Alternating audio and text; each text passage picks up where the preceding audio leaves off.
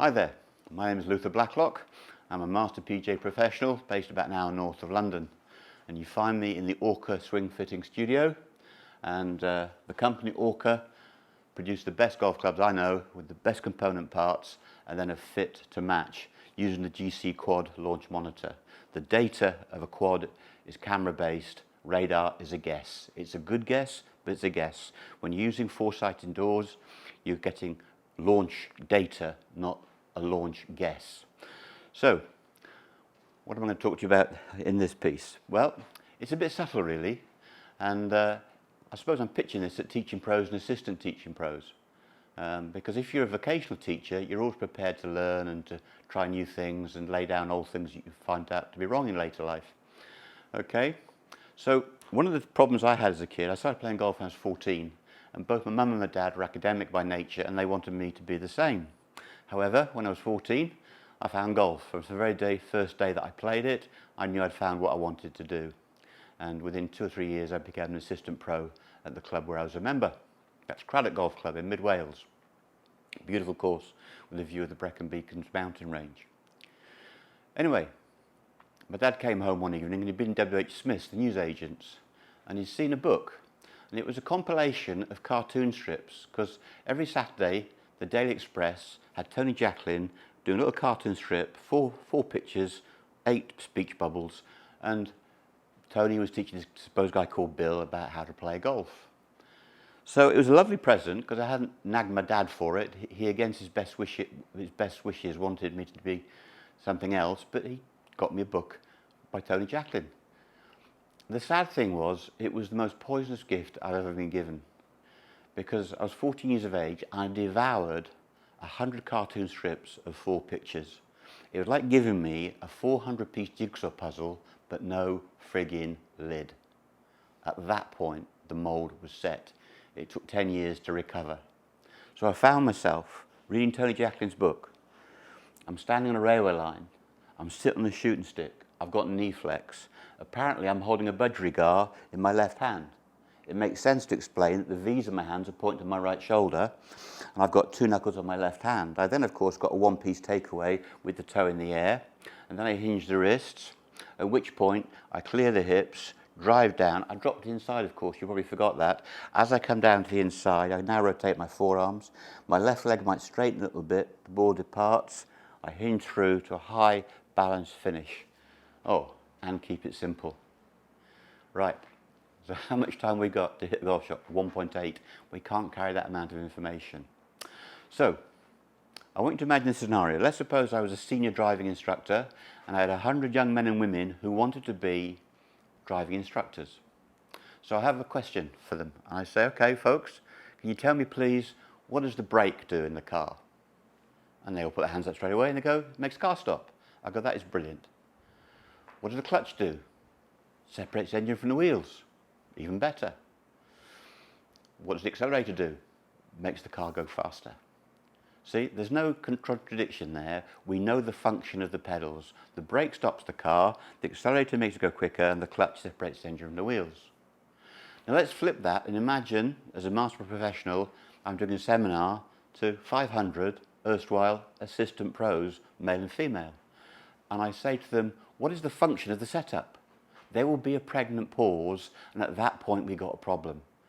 Because the correct answer is, the address position or the pre-shot routine is your preparation for the shot. So let me just say that again. The function of the setup is to prepare for the shot. Now the fact there's a pause and lots of different answers shows where we're at as a teaching industry. We don't have total clarity. So let's continue. Say, what does the backswing do? And people look at each other and there's another pause and somebody says to get in a good position, so he's got to go home early because there's 14 clubs, that's 14 positions. All right, so again, we've got confusion. People are looking at each other like a mule at a new gate. They don't know what to say because they've never been told what does the backswing do. Well, the answer is only one answer: create power. Like a catapult. Why do we stretch a catapult? To create power. Okay, the second or third question can be a little bit varied, but there are only 1 or 2. What is the function or purpose of the downswing? And I would say to release the power that you created in the backswing in the form of a shot. So you prepare, you create power, and you release the shot.